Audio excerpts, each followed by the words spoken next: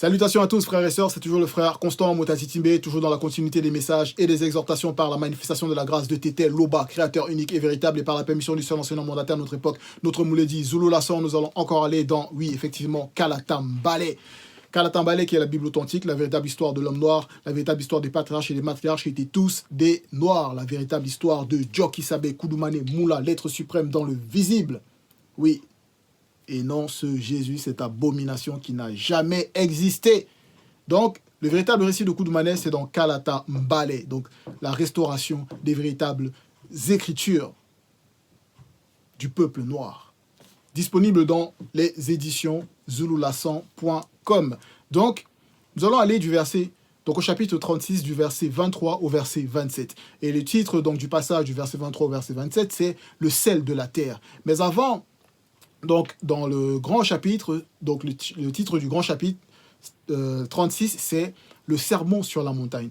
Donc, le sermon, donc ce discours puissant, ce prêche puissant que Djoki Sabe, qui est le véritable Christ, a manifesté donc à son époque, à ceux qui ont eu la grâce de pouvoir être à côté de lui, pour écouter ses enseignements puissants, ses révélations puissantes, pour transcender leur conscience. Effectivement, il parlait donc sur cette montagne-là, qui va symboliser donc ce lieu élevé, d'abord à ses apôtres, avant qu'il y ait une partie du peuple donc, de cette région de Benemouna, donc sur une des montagnes de Benemouna, donc c'était cette région à Wasemutonga, avant que ces personnes donc, ne les rejoignent. Djoki Sabe, il était déjà en train de transcender la conscience par ses enseignements à ses apôtres, afin qu'ils puissent atteindre donc, cette élévation de la conscience du moi intérieur. Donc cette transcendance donc, de leur conscience pour entrer plus en profondeur dans la spiritualité, pour élever donc, leur état de conscience. Et du coup, donc Djoki Sabe, il a poursuivi, donc, après que certaines personnes du peuple les aient rejoignis, donc, il poursuit donc à partir du verset 23, et ici donc pour leur révéler plus en profondeur les mystères par rapport à la spiritualité, la connaissance par rapport à la spiritualité, et ce qu'il faut manifester dans la spiritualité véritable. Et au verset 23, il leur dit, « Vous êtes le sel purifié, extirpé de l'océan. » Point. Donc Djoki Sabe, il leur révèle ici leur identité. L'identité de celui qui va marcher selon la vérité. L'identité de celui qui va recevoir la manifestation de la grâce. Donc le non-initié gracié, afin de pouvoir cheminer dans le chemin de la sanctification qui mène à la vie. Et ici, il précise donc le sel, car on connaît l'utilisation du sel. On connaît l'impact qu'a le sel, que ce soit dans l'assaisonnement des aliments, la cuisson, la préparation, mais aussi d'autres utilisations par rapport au sel. Mais ici, c'est le sel purifié. Donc, purifié. Purifié par quoi? Purifié par qui? Purifié donc par le verbe de Loba. Purifié par le pouvoir du verbe de Loba, qui a donc cette capacité donc de rendre pur. Et extirpé maintenant de l'océan, donc on va voir, donc être mis à part pour une mission précise. Que ce soit même par rapport à la propagation de la parole, vu que ce qu'on reçoit, nous devons le partager selon le verbe, à ceux qui ont besoin aussi de recevoir cette lumière et cet éclairage. Mais on va poursuivre ici. Djoki Sabe, donc, il leur dit, mais, toujours dans le verset 23, « Mais si le sel perd sa saveur, virgule, avec quoi la lui rendra-t-on » Point d'interrogation. Il pose ici la question. Car c'est bien de se poser les bonnes questions pour pouvoir ouvrir les bonnes portes afin que la conscience puisse s'élever.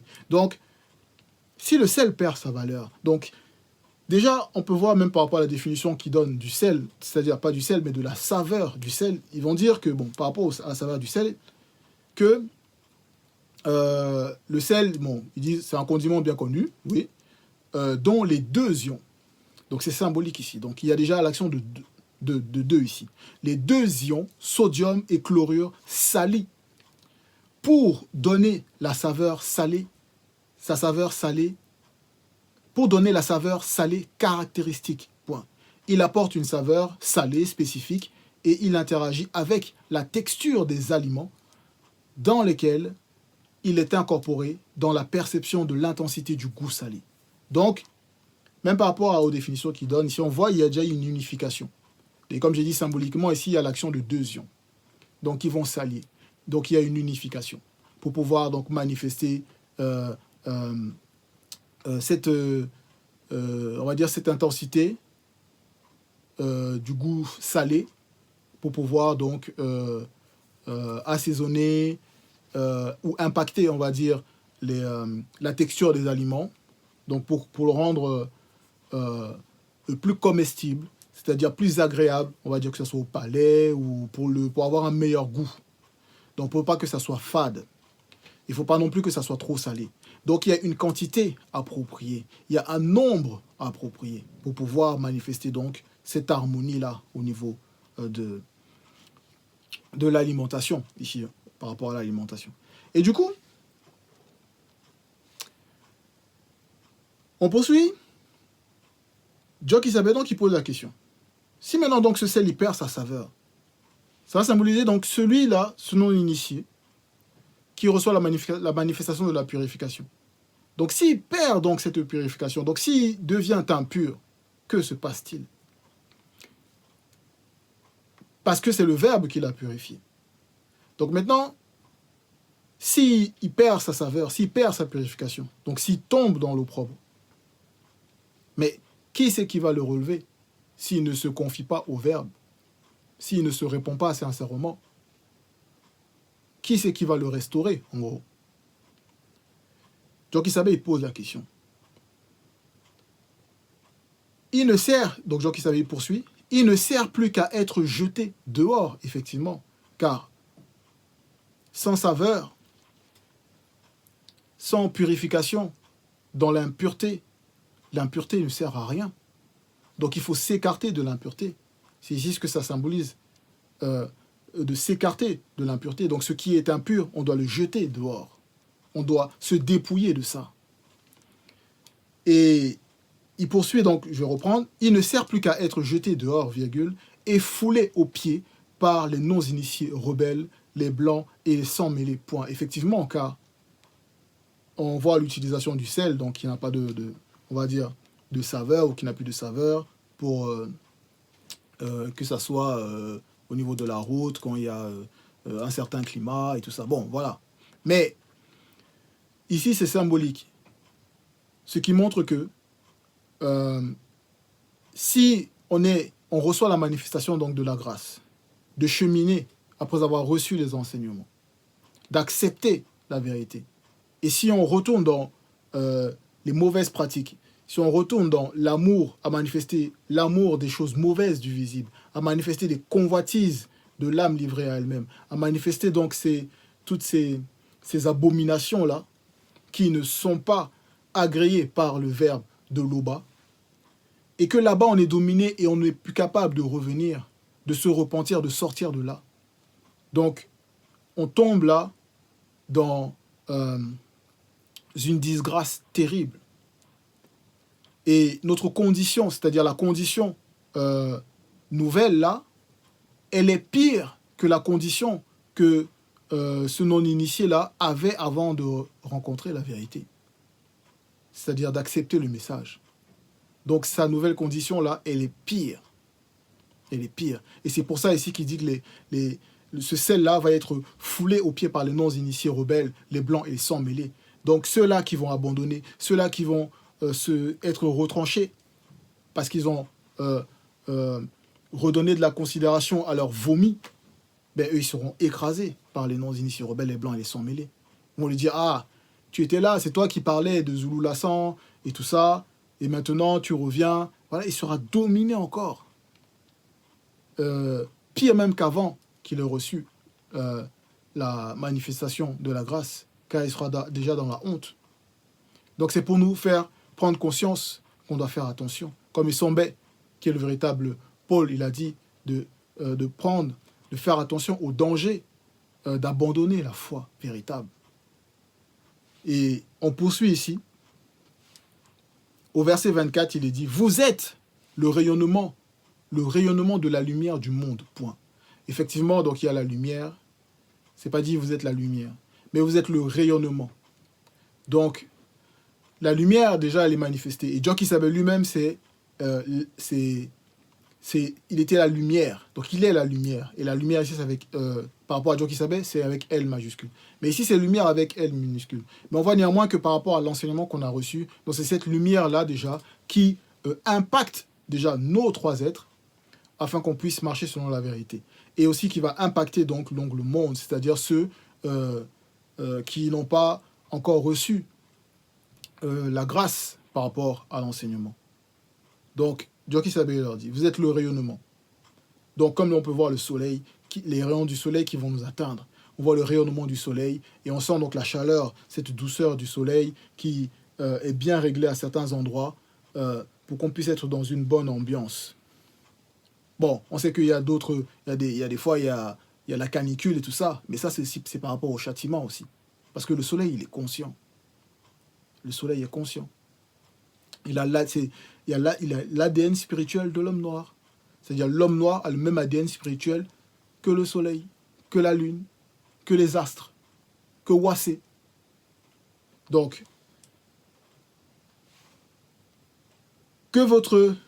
vous êtes le rayonnement de la lumière du monde, il poursuit.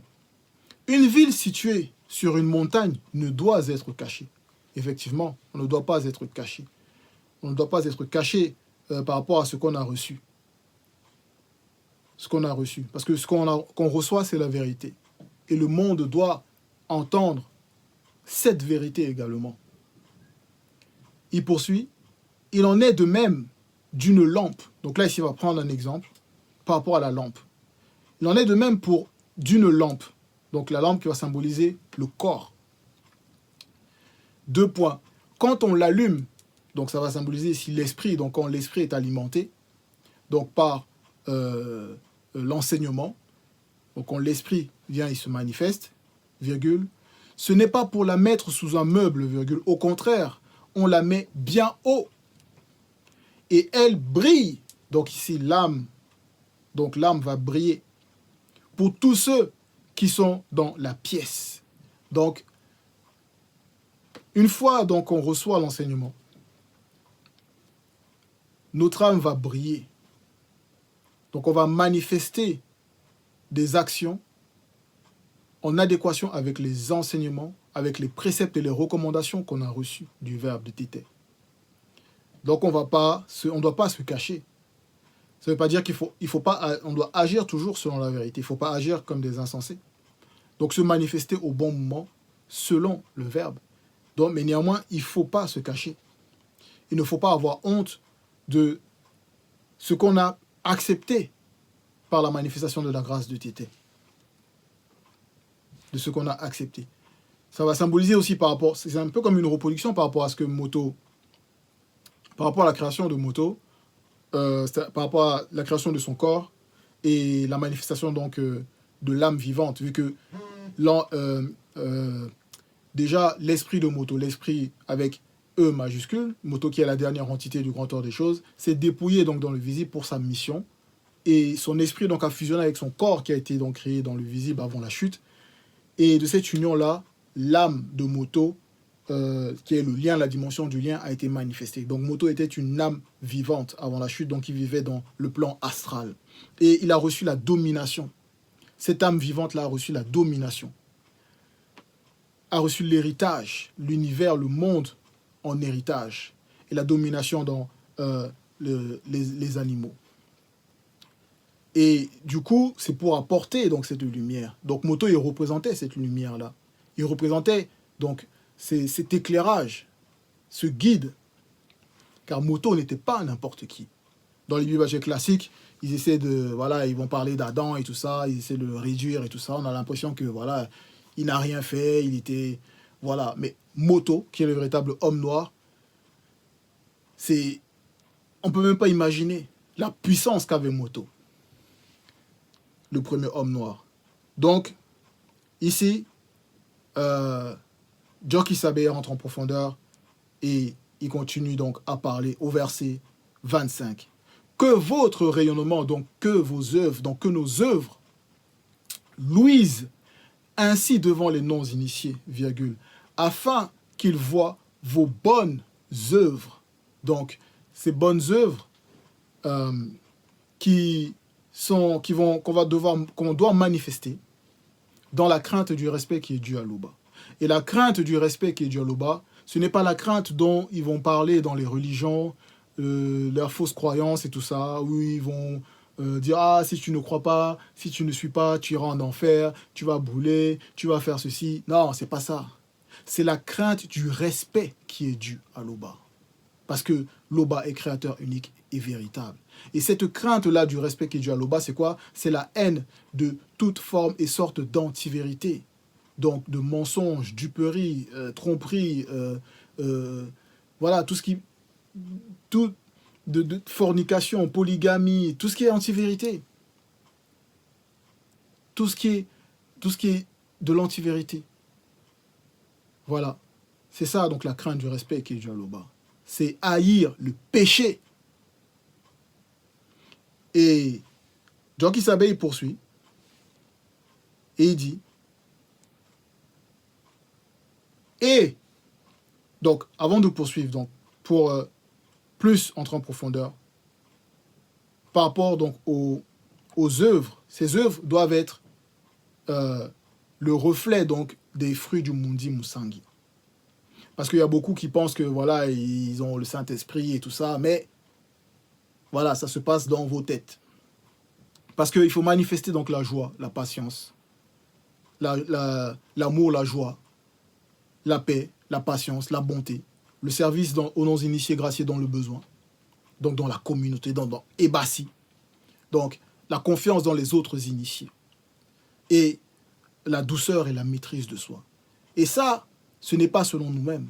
C'est par rapport au verbe de Loba qu'on manifeste ça. C'est selon le verbe, dans l'unification, dans la véritable unification. Parce qu'il y en a qui vont faire croire, bon, ils pensent que, oh, ils sont gentils, que voilà, ils font pas de mal, ils aiment les animaux, voilà, ils font des manifestations pour des causes humanitaires ou pour le climat et tout ça, et ils pensent qu'ils manifestent des fruits. Non. Non. Tant que vous n'êtes pas dans la grâce manifestée du verbe de Loba, tout ça, ça reste des sensations. Donc, Djoki Sabe poursuit. Et qu'il, donc les non-initiés, et qu'il glorifie Tété, qui vit inexplicablement hors de toute réalité. Donc, tout avec T majuscule et réalité avec R majuscule, virgule, et même au-delà de la non-existence. Non-existence avec N majuscule et existence avec E majuscule. Effectivement, ça dépasse l'entendement. Et oui, c'est ça qui échappe aux religieux. Car ils ne comprennent pas que leur Dieu, même par rapport à la définition de Dieu, qui signifie être suprême, ça reste une créature. Car un être, c'est une créature, qu'il soit suprême ou pas. Mais Loba, qui est créateur unique et véritable, est au-delà de ce qu'on nomme être, car c'est lui qui crée par la manifestation de sa volonté l'être et le mouvement. Il crée l'être suprême. Effectivement, c'est ça. Donc, ce n'est pas comme Yahvé, là, qui est dans les cieux, ou qui est là, qui attend, qui a besoin de descendre dans sa création pour voir, pour vérifier quelque chose, que ce soit dans Genèse 18, 21, ou même encore, alors que dans 2 Chroniques 6, 18, mais celui dont ils vont nommer Salomon, mais dont le véritable nom c'est Monmon, il dit que est-ce que ce Dieu-là peut habiter dans la terre? Est-ce qu'il peut habiter sur terre? Voici des cieux et des cieux ne peuvent le contenir. Donc là, ici, ils ont essayé de cacher. Parce que là, dans ce que ici, là, Salomon, là, de la Bible, là, il parle, là, derrière, là, c'est Loba. C'est Loba, comme le Mouledi nous l'a révélé. Car Loba, il vit inexplicablement hors de toute réalité. Rien ne peut le contenir. Donc on voit déjà, voilà, que leur Dieu est limité. Mais Loba est souverain. Au verset 26, donc Djoki Sabe, il poursuit, il dit « Je suis aussi venu pour abolir la loi établie par les faux prophètes. » Point.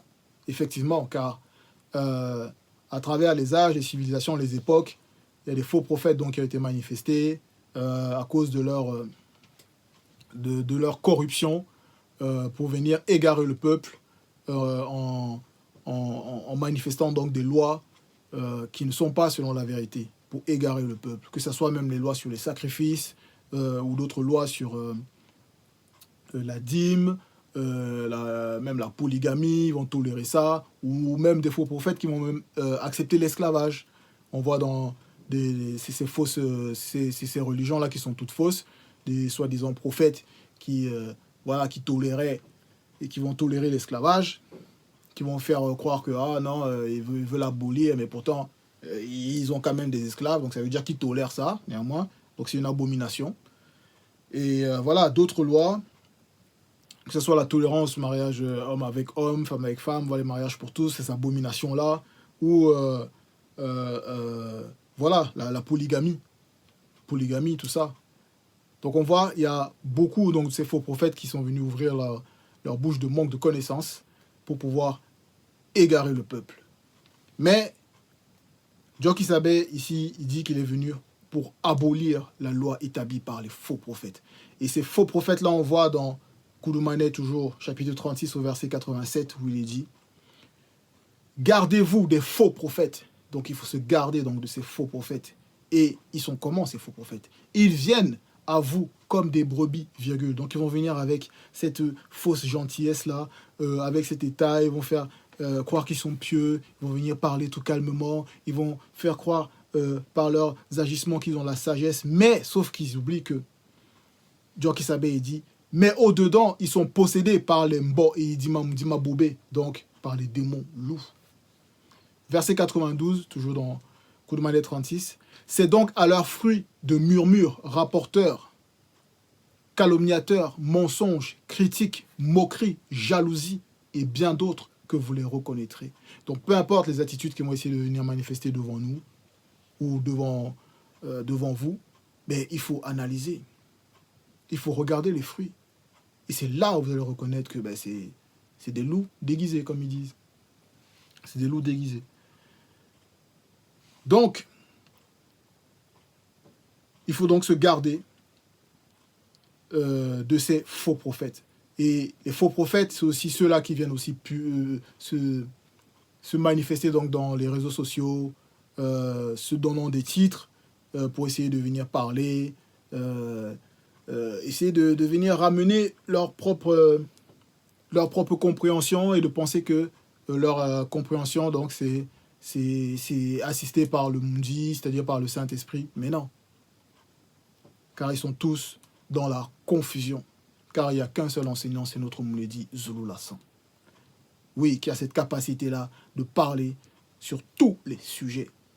Donc on n'a pas besoin d'aller voir à côté ce qu'ils vont vouloir dire. Notre Mouledi est là. Donc, verset 27. Djoki Sabe dit, car je vous le dis en vérité, virgule, avant que le ciel et la terre visibles disparaissent, pas un point sur un i, virgule, pas une seule lettre, ni le plus petit détail ne disparaîtra dans Kalatambale, avant que tout n'ait été réalisé, car rien ne va disparaître. Et là, il y a la restauration. Certains vont dire, mais où était Kalatambale? Kalatambale est dans plusieurs plans, physique, astral et spirituel. Et la nature elle-même enseigne. Et c'est aussi Kalatambale. Donc, il y a la restauration. C'est pour nous faire comprendre, donc c'était l'exhortation, frères et sœurs, pour nous faire comprendre que notre identité est importante à connaître, à accepter et à manifester dans les œuvres afin que le monde soit témoin de la manifestation de la grâce de Tété. Non pas que la manifestation de la grâce de Tété ait besoin du monde, mais c'est un témoignage. C'est l'œuvre que nous devons manifester à cette époque de la prophétie par la manifestation de la grâce de Tété. Loba, créateur unique et véritable, qui est toujours glorifié. Ainsi soit-il.